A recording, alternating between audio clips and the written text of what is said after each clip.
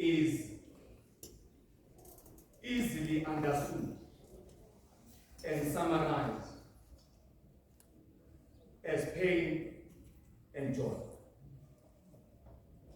Iqiniso lokuphila noma iqiniso lempilo lilele ekuthenini noma ungangazazi zonke ezinye izinto kodwa into esikwazi ukuqiniseka ngayo empilweni ukuthi empilweni kukhona izikhathi zobumnandi, kukhona izindawo zobumnandi, kukhona izindawo empilweni zobuhlungu.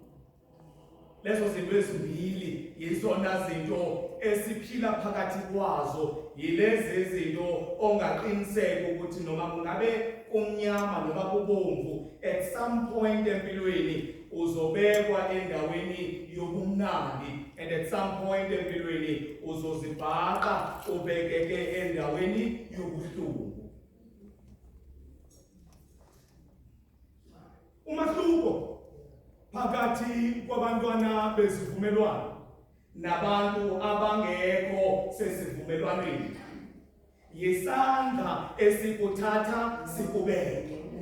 Kodwa khona noma kungabe umde, noma ngabe umfishane, noma ngabe umhle, noma ngabe umhlanga, noma ngabe uyakhanya noma umnyama, noma umdala noma umncane, iqiniso nje lasempilweni lithi umuntu nomuntu uzoba nendawo azozibhaqa ebekeke kuyo okuyindawo ebuhlungu, unendawo azozithola ebekeke kuyo ekuyindawo yobumnandi.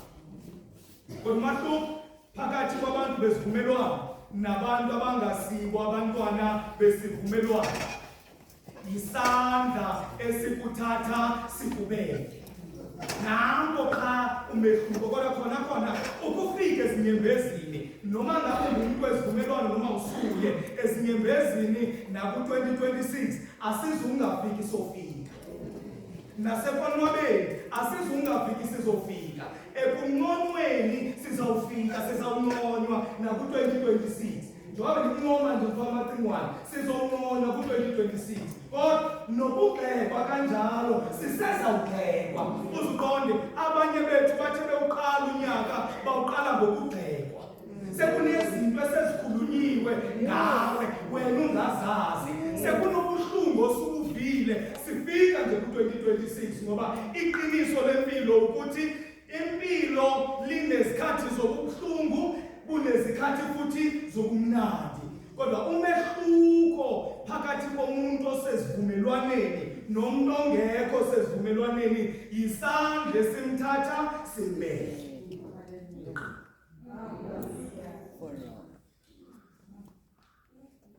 Ukufuna ukuyiqonda ke leyo, hamba umbuzo uzoxela.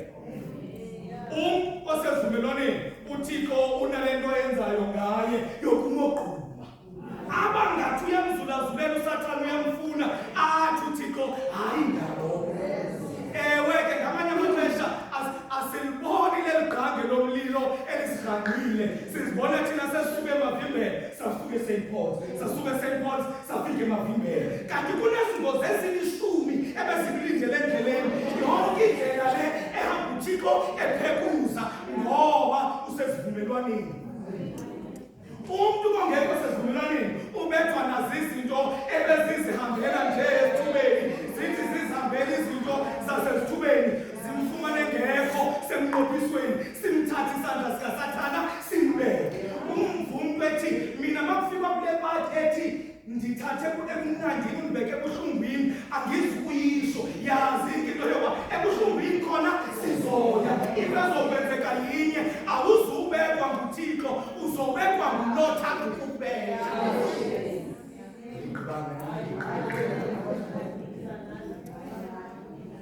Uyesu, it's not mshengu ukuthi uJesu wayengazifuni lezi zinto uSathane amofesha zona. No, listen, akusikho ukuthi uJesu wayengazifuni lezi zinto uSathane amofarisha zona. Akusikho ukuthi wayengazifuni.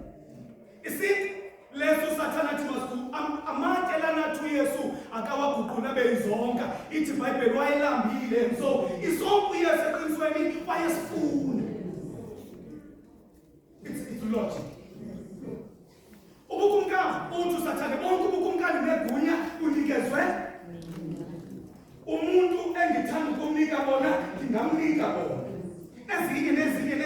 ezifanayo.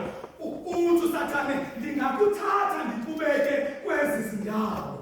Ingqaku uSathane ingqaku uJesu anayo ngalezi zinto eziofarishwayo is not izinto. Izinto lezi uyazifuna, ukwaziwa izwe lonke uJesu uyakufuna, nokudunyiswa izwe lonke uJesu uyakufuna, nesikwesi uyasifuna. Inkinga yindlela noma isandla esi-ofarisha lezi zinto.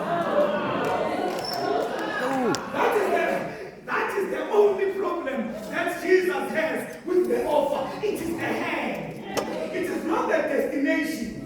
Destination, praise and worship, yes. Destination, full and not hungry, yes. But the mode of transport you'll make, sisandla es.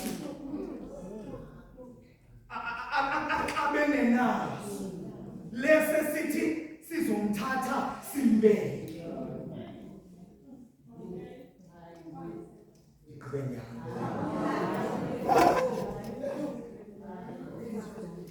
And so,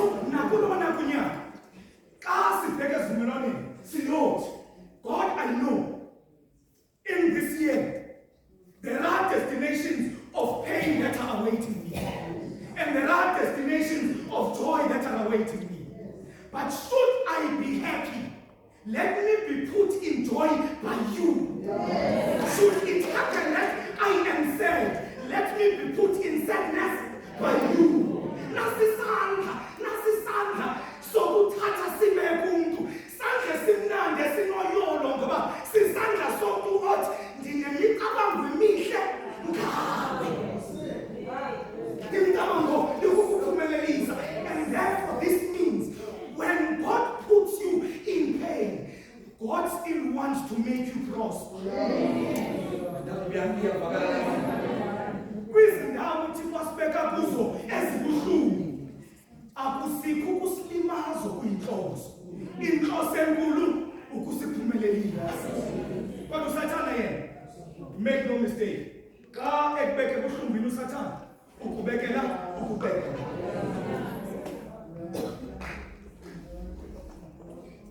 And so here is a hand esiza naso ngenkonzo yesivumelwano. Esivumelwano nesisuke sizothi ziningi izandla emhlabeni ezibathatha zibabeka abantu. Kodwa nasisandla esakhethwa nguDavide wathi ukuba ndinokuwa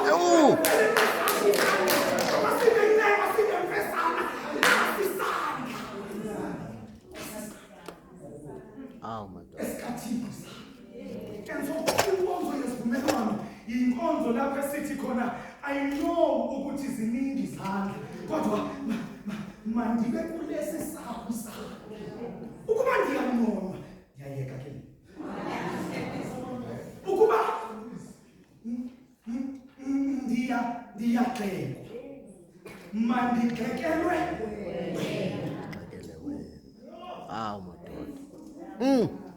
In other words, control my footsteps towards ukugxekwa.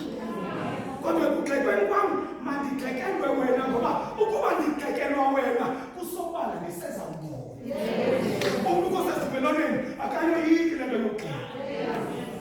Ngoba unento ethi lo ongibeke kulokhu ukugxekwa maye ngiyesaba.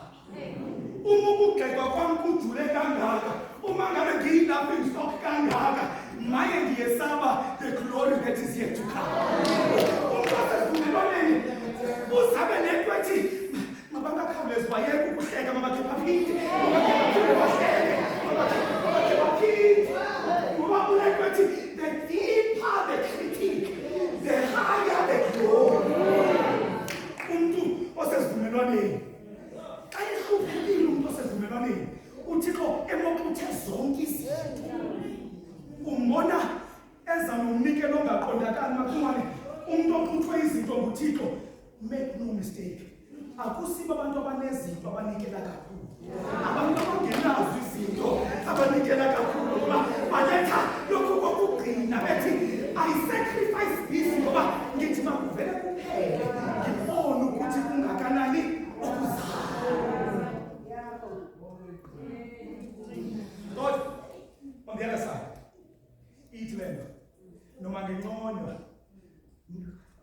makunonywe nge-mode of transport yasezulwini ngoba sikhona isandla esikusekunonyweni unconyelwe ukuthi uhleba kahle ngalokho. Uyamazi umuntu enconywe athandwe ngabantu bonke ngokukwazi ukudiliza ubona uba kuba ngathi kwenziwa izinto ezinhle ubani yena uyakwazi ukugxeka futhi uzothola onke amaloophole ukuthi le nto wrong nalaphaya sisho simncome sithi hey besengaboni thina labo ongabangaka ukhawuleze wababone nje uyanconywa kodwa unconyelwa izinto ezirong. Enzoka kulo nyaka ozoqala ngizothi kuwe khawulangazelela ukunconywa kodwa khawuthathwe isandla esiright sikuse ekunonyweni. Khawuzama ukubhasoba ukuthi uthi unconywa kube kunabantu abakhalayo.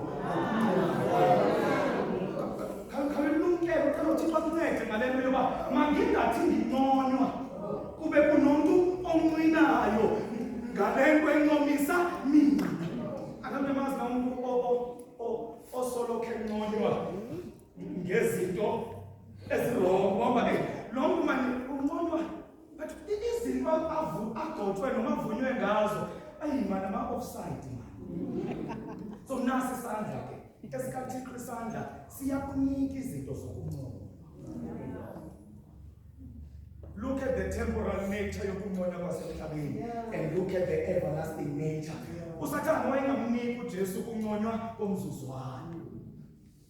Wakhetha uJesu ukuthatha ukunconywa kusesandleni sikaThixo, and for 2026 years thina imihla ngemihla sikwenza umkhulu wena.